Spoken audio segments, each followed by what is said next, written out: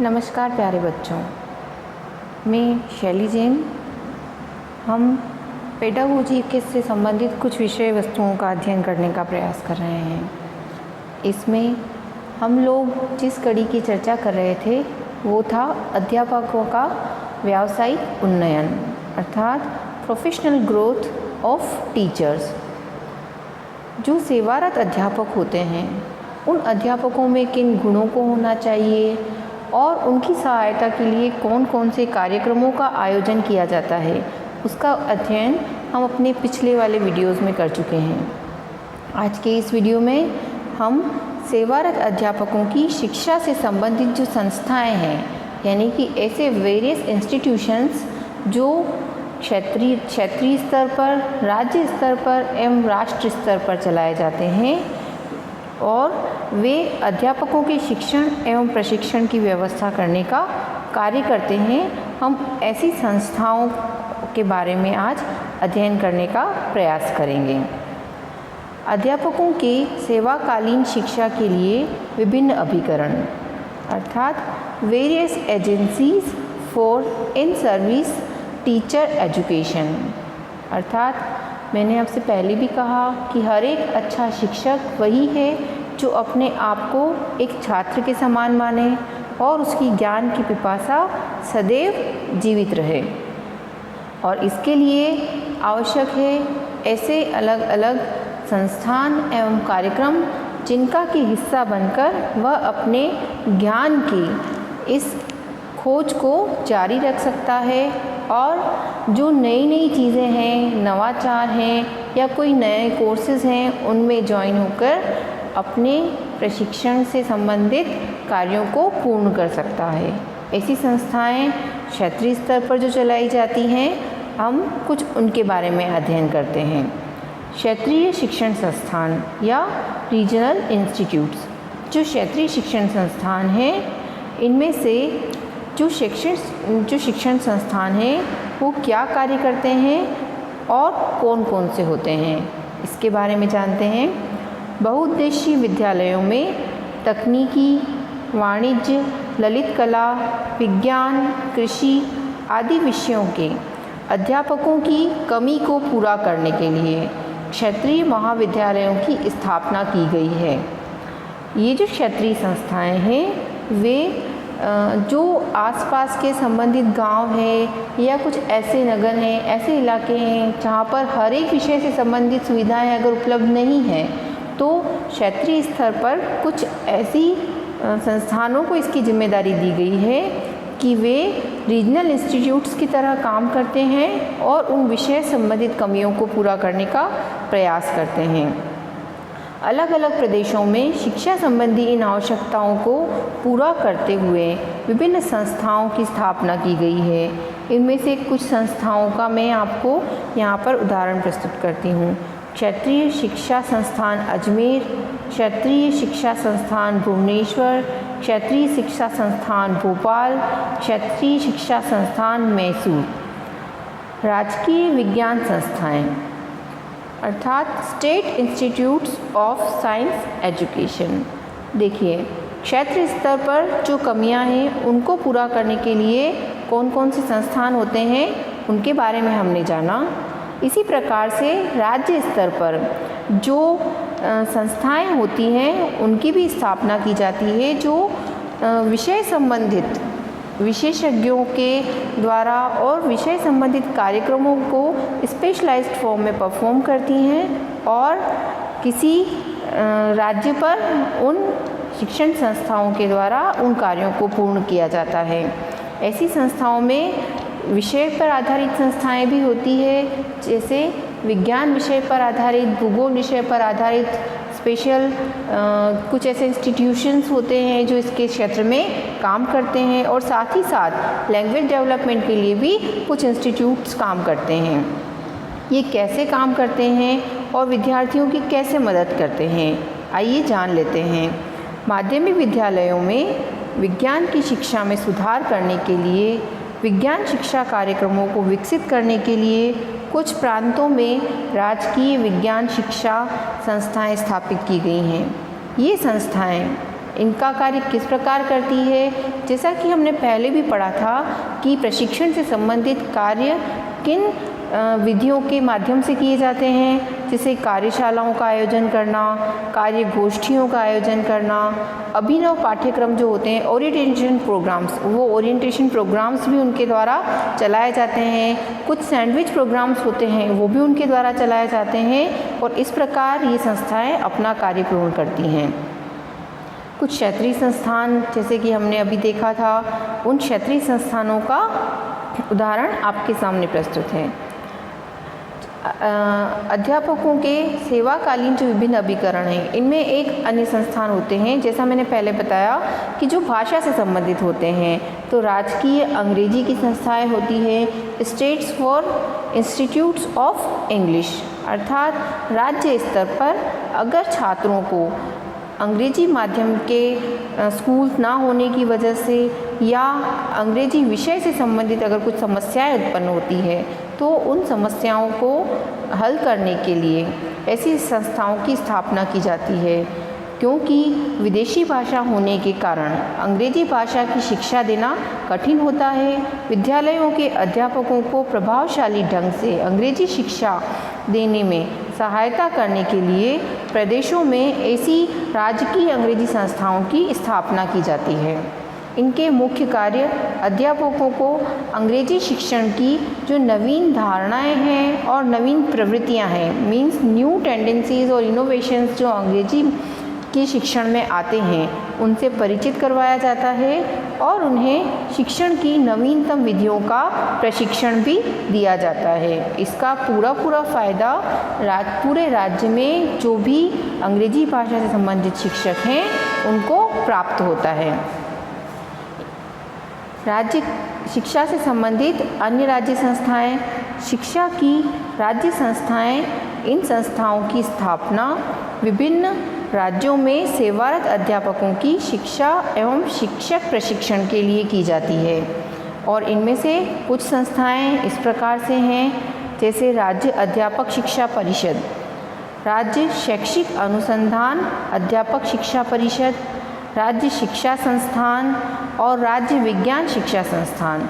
इस प्रकार से राज्य के स्तर पर और भी अनेक शिक्षा से संबंधित संस्थाएं अपना कार्य करती है। इसमें कुछ संस्थाएं ऐसी हैं जो राष्ट्रीय स्तर पर अपने कार्य को करती है। इन संस्थाओं में सबसे प्रमुख संस्थान जिसे हम NCERT के नाम से जानते हैं, राष्ट्रीय शैक्षिक अनुसंधान एवं प्रशिक्षण परिषद। और जो राष्ट्रीय शैक्षिक अनुसंधान एवं शिक्षण प्रशिक्षण परिषद है, इसमें अनेक विभागों के द्वारा शिक्षा से संबंधित कार्यों को पूर्ण किया जाता है और इसमें एक अलग से सेक्शन चलता है जो कि अध्यापक शिक्षा विभाग के रूप में कार्य करता है। ये विभाग भी अध्यापकों को विभिन्न प्रकार से मदद पहुंचाने का कार्य करता है। इसके कार्य निम्नानुसार हैं, जैसे यह विभाग समय समय पर अध्यापकों के व्यावसायिक विकास के लिए विभिन्न कार्यक्रमों का आयोजन करता है और इनकी व्यवस्था करता है। ये कार्यक्रम किस रूप में होते हैं? राज्य शिक्षा विभागों और विश्वविद्यालयों द्वारा चलाए गए अध्यापक शिक्षा कार्यक्रमों का परीक्षण एवं मूल्यांकन करना, अर्थात जिन भी विद्यालयों में अध्यापक शिक्षा से संबंधित कार्यक्रम चलाए जा रहे हैं, ये इनका मूल्यांकन एवं परीक्षण करने का कार्य करते हैं। अध्यापक शिक्षा की उत्तम विधियों का विकास करने के लिए शोध कार्यों की व्यवस्था करना, क्योंकि रिसर्च से संबंधित कामों की जिम्मेदारी भी NCERT को दी गई है। राज्य शिक्षा संस्थाओं के कर्मचारियों के लिए प्रशिक्षण, नवीनीकरण एवं अभिनव कोर्सों की व्यवस्था करना। इसके द्वारा राज्य स्तर पर अनेक कोर्सेज़ को चालू किया जाता है, जैसे कि ओरिएंटेशन कोर्सेज़ होते हैं और शिक्षण से संबंधित नवीन तकनीकों से संबंधित कार्यक्रमों का आयोजन किया जाता है ताकि शिक्षकों का व्यावसायिक उन्नयन संभव हो पाए। अंतर्राज्य आधार पर भी प्रशिक्षण संस्थाओं के प्रधानाचार्यों के लिए विचार गोष्ठियों, कार्यशालाओं और अभिनव कार्यक्रमों की व्यवस्था की जाती है। इस प्रकार हम देख सकते हैं कि राष्ट्रीय स्तर पर एनसीईआरटी अपने कार्यों को बहुत अच्छी प्रकार से निर्वहन करती है ताकि जो सेवारत शिक्षक हैं उनके प्रशिक्षण के कार्य को और दायित्व को पूर्ण रूप से अच्छे प्रकार से निभाया जा सके। इसके साथ ही राष्ट्रीय अध्यापक शिक्षा परिषद, national council of teachers education, जिसे हम NCTE के नाम से भी जानते हैं, जो राष्ट्रीय शिक्षा परिषद अध्यापक शिक्षा परिषद है, इसके स्थापना के पीछे जो हमारी राष्ट्रीय शिक्षा नीति 1986 में प्रस्तावित की गई थी उसका बहुत बड़ा योगदान है। इसमें कहा गया था कि राष्ट्रीय अध्यापक शिक्षा परिषद को शिक्षक शिक्षा संस्थाओं को प्रत्याशित करेगी तथा पाठ्यक्रम एवं पद्धतियों के बारे में दिशा निर्देश प्रदान करने का तथा आवश्यक संसाधनों एवं क्षमताओं को उपलब्ध करवाने का भी कार्य करेगी और इसी अनुशंसा के आधार पर इसकी स्थापना की गई। इसके कार्य निम्नानुसार हैं। अध्यापक शिक्षा से संबंधित विभिन्न पक्षों का सर्वेक्षण एवं अध्ययन करना, स्वीकृत संस्थाओं की जवाबदेही के लिए मानकों, मूल्यांकन पद्धति आदि का निर्धारण करना और उन्हें लागू करना, अध्यापक शिक्षा के विभिन्न क्षेत्रों में अनुसंधान एवं नवाचारों को प्रोत्साहित करना, अर्थात जो विभिन्न प्रकार के रिसर्चेस होते हैं और जो इनोवेशंस सामने आते हैं उन सभी को विभिन्न क्षेत्रों में लागू करवाने का प्रयास करना, साथ ही साथ विश्वविद्यालय अनुदान आयोग तथा अन्य शैक्षणिक संगठनों में तारतम्य को स्थापित करने का प्रयास करना, क्योंकि जो इसके लिए उत्तरदायी संस्थाएं हैं वे विश्वविद्यालय अनुदान आयोग यानी कि यूनिवर्सिटी ग्रांट कमीशन UGC और अन्य जो शैक्षणिक संस्थान हैं उन सब के बीच में एक सिंक्रोनाइज फॉर्म में काम करते हैं ताकि अध्यापक शिक्षा के संबंधित कार्यों को पूर्ण किया जा सके। साथ ही साथ जिला लेवल पर भी या डिस्ट्रिक्ट लेवल पर भी शिक्षण और प्रशिक्षण का कार्य संपन्न किया जाता है। जो इसके लिए उत्तरदायी संस्थान डिस्ट्रिक्ट लेवल पर काम करती है उसे हम जिला शिक्षा एवं प्रशिक्षण संस्थान के नाम से जानते हैं। Departments of district institute of education and training, जिसे हम डाइट भी के नाम से भी जानते हैं। जिला शिक्षा एवं प्रशिक्षण संस्थान में सेवारत कार्यक्रम, क्षेत्रीय अंतर क्रिया एवं नवाचार समन्वयक विभाग का कार्य सेवारत अध्यापक शिक्षा कार्यक्रम आयोजित करवाना एवं नवाचार हेतु अभिनव कार्यक्रम चलाना है। अर्थात डाइट में जो विभिन्न प्रकार के कार्यक्रम चलाए जाते हैं उनमें से एक विभाग जो नवाचार समन्वय विभाग के नाम से तथा वो विभाग जो क्षेत्रीय अंतर क्रिया के नाम से कार्य करता है उसका कार्य सेवारत अध्यापकों को शिक्षण प्रशिक्षण कार्यक्रम आयोजित करवाने का कार्य होता है। साथ ही यह विभाग जिला शिक्षा प्रशासन को जिले की शैक्षिक योजना बनाने में भी सहायता प्रदान करता है। क्रियात्मक अनुसंधान द्वारा शैक्षिक समस्याओं के समाधान खोजना एवं नवीन शिक्षण तकनीकी का प्रभावी उपयोग करना, ये भी इसके कार्यों में सम्मिलित होता है। इसी प्रकार के संस्थान हर जिले के स्तर पर कार्य करते हैं तथा अपने शिक्षक प्रशिक्षण संबंधी कार्यों का निर्वहन करते हैं। ये सभी संस्थाएं अपना कार्य जो करती है उसके अंदर कार्यकारी रूप में करती है। छात्रों को प्रैक्टिकल फॉर्म में कार्य करना आवश्यक होता है, लेकिन इन सर्विस रहते हुए भी कई इस प्रकार के कार्यक्रम चलाए जाते हैं जो कि डिस्टेंस लर्निंग या दूरस्थ शिक्षा को सपोर्ट करते हैं। और ये दूरस्थ शिक्षा के जो कार्यक्रम होते हैं इन्हें पत्राचार पाठ्यक्रम के द्वारा संपन्न किया जाता है, जिससे कि जो सेवारत शिक्षक हैं वे अपने शिक्षण प्रशिक्षण संबंधी कार्यों को पूर्ण कर सकें। इससे संबंधित भी कई संस्थाएं हैं जो पूरे देश में कार्यरत हैं। इनका विकास किस प्रकार हुआ, आइए थोड़ा इसके बारे में जानने का प्रयास करते हैं। हमारे देश में पत्राचार शिक्षा की शुरुआत यूँ तो BBC लंदन के अंग्रेजी भाषा शिक्षण के पाठों के प्रसारण के साथ ही हो गई थी, परंतु 1959 में हमने स्वयं दूरदर्शन पर प्राथमिक शिक्षा कार्यक्रमों का प्रसारण करना शुरू कर दिया था। इसके बाद 1961 में केंद्रीय शिक्षा सलाहकार बोर्ड CAB ने देश में पत्राचार पाठ्यक्रमों की शुरुआत करने की संस्तुति की थी। 1965 में सर्वप्रथम दिल्ली विश्वविद्यालय में पत्राचार शिक्षा की शुरुआत की गई। वहीं जब 1964 में कोठारी कमीशन आया, तब भारत में पत्राचार के द्वारा शिक्षा के प्रचार एवं प्रसार पर खूब बल दिया गया और इसी का परिणाम था कि दिल्ली विश्वविद्यालय के बाद पंजाबी विश्वविद्यालय पटियाला ने पत्राचार पाठ्यक्रम चालू कर दिया और इसी कड़ी के बाद मैसूर विश्वविद्यालय और मेरठ विश्वविद्यालय ने भी स्नातक स्तर पर पत्राचार के पाठ्यक्रमों को प्रारंभ किया।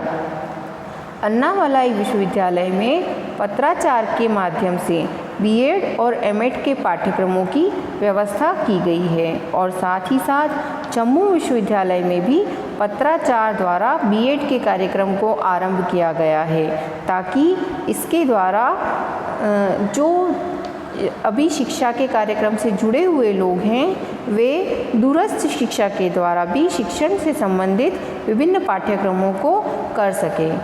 इस कड़ी में एक महत्वपूर्ण नाम जिसको मेंशन करना बहुत आवश्यक है, इंदिरा गांधी राष्ट्रीय मुक्त विश्वविद्यालय नई दिल्ली, जिसे हम इग्नू के नाम से भी जानते हैं। इसके द्वारा केंद्रीय स्तर पर पूरे देश के लिए विभिन्न पाठ्यक्रमों का आयोजन करवाया जाता है, जिसमें कई परास्नातक, स्नातक, डिप्लोमा स्तर के कार्यक्रम एवं सर्टिफिकेट कोर्सेज पत्राचार के माध्यम से करवाए जाते हैं, जिससे कि शिक्षकों के द्वारा अपना व्यावसायिक उन्नयन पत्राचार के माध्यम से भी किया जा सकता है।